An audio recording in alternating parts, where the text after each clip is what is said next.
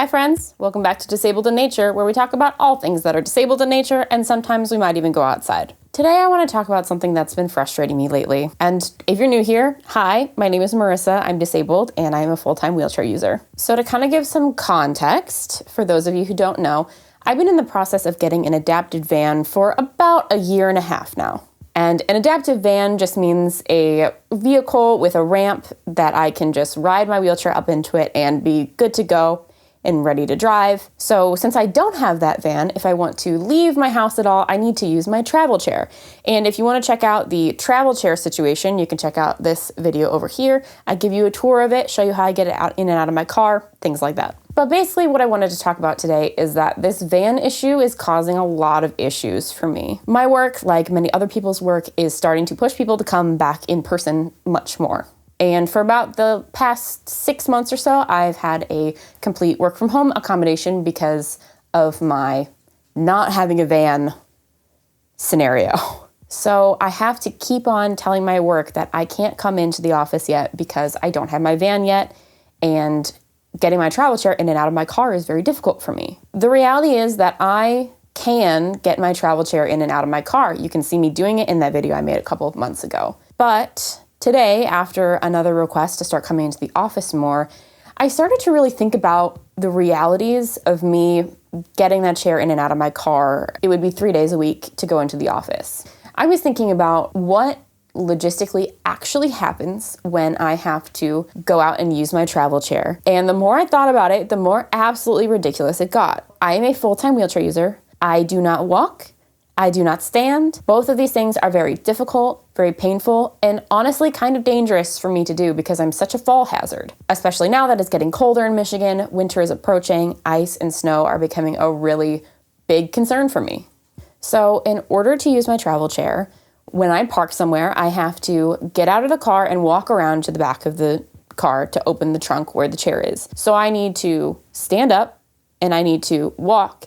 And then I need to yank a 60-pound travel chair out of the back of my car. If you were to look at me and my body and my strength in my everyday life, this is not something that I should realistically be able to do. So in order to do it, because of the asymmetric nature of my disability, my left side is much stronger than my right side. You can learn a little bit more about that and the specifics of my disability in this video over here if you want to. Because of this asymmetry, if I am standing to, say, pull a 60-pound object out of the back of my car, I need to stand on the left side because my left side is the side that is strongest to catch my body weight and the weight of the object after I pull it, okay? But the problem with this is that my right arm is very, very weak. I can't even lift heavy plates with my right arm. And you might ask, how in the world then do you lift a 60-pound wheelchair out of your car? That's a good question, let me tell you. To lift my right arm, even just with nothing in my hand, is difficult.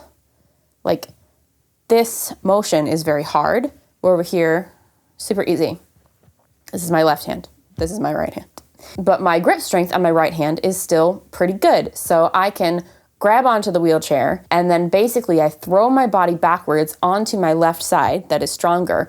And I use my arm bones to help leverage and pull the chair out. So it's kind of like a straight and then a backwards and up kind of motion. This, as you can imagine, also puts me at risk for shoulder and arm soft tissue injuries.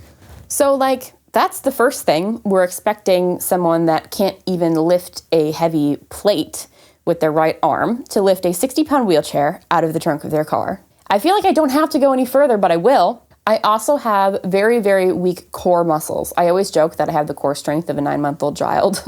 It makes it very difficult to stand up and to walk. I sort of bend backwards, kind of like this when I stand.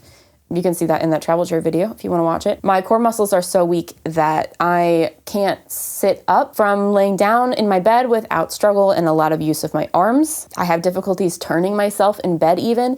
That's the level of strength that I'm dealing with in my core. And so to stand up already is kind of beyond what you should be asking somebody to do. But then to stand up and use that limited musculature to pull a 60-pound object out of their car, and then later after work I'd have to do it in reverse. See, even saying it right now, I'm like, oh my God. When you put this into perspective, it's really, really, honestly, quite absurd that this is something that I'm expected to do. When we're asking me to come back into the office, what we're really asking is for someone with like 10% strength in their arms and like the core strength of a 9-month-old baby to lift a 60-pound object out of their car twice a day, to come into the office and do work that I could very easily do from, like, I have a desk job. I have an office job. All of my work is done on the computer unless I'm at an in-person event. I'm doing work that I could do from home because I have been doing it from home. Anyways, getting my travel chair in and out of my car is very, very difficult and dangerous, and it hurts a lot. And that doesn't even account for the fact that sitting in my travel chair for 8 hours a day, because it doesn't have the seating functions and support for my core and my back that my custom power chair does, I'm in so much pain. I can really only tolerate about 3 to 4 hours at a time in my travel chair. If I do any longer than that, like the whole next day, I will be just downing pain medicine and laying flat. So as you can imagine, having to do that 3 days a week, that's not a nice existence. No, I don't like that. So I asked for this work from home accommodation until I can get my van so I can bring my custom power chair into the office. It weighs 400 pounds, so I really do need the van with the ramp in it. I'm so frustrated because this, God, I just realized that I forgot to turn on my light, so hopefully that looks better. I'm not reshooting it. Anyways, so I'm so frustrated because I keep being asked over and over, when are you coming back to the office? You need to start coming to the office more now.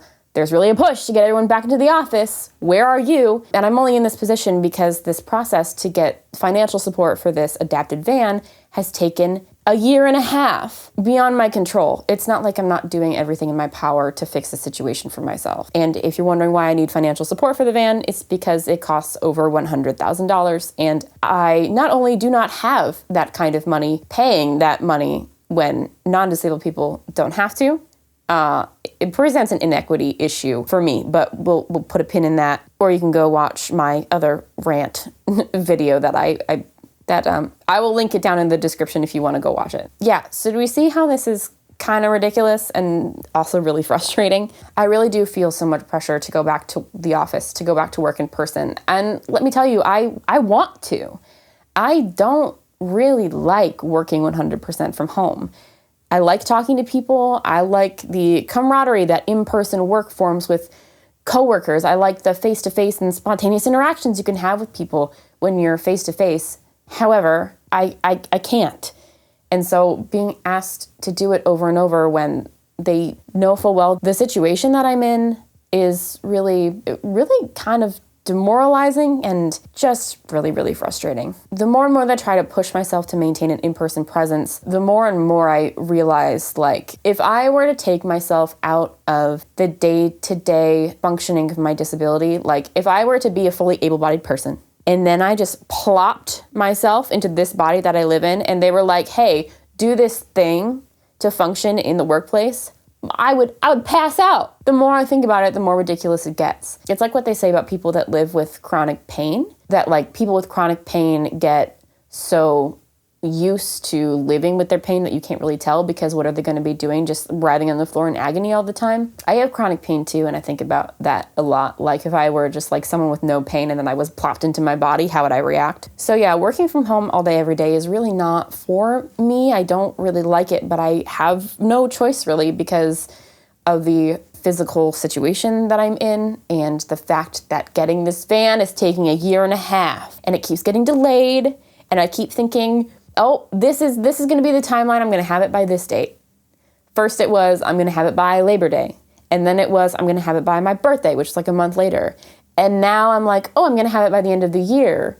And I don't even know if by the end of the year is realistic. I know how much freedom this van is going to bring me. Things pop up every single day that I'm like, oh, if I had my van, I'd go do that. I'm like, oh, if I had my van, this would be so easy. Or, oh, if I had my van, I wouldn't have to worry about this. Getting to this event or having this conversation that's uncomfortable with my boss or spontaneously going to see this friend or catching up with this person at this place and blah, blah, blah.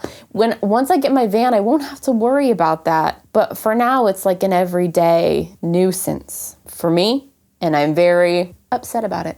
And so I'm tired of being in pain, and I'm tired of pushing myself to do things that I really shouldn't be doing, even though I technically can. Yet I still sometimes push myself to do it because I really, really hate the feeling of letting down people's expectations.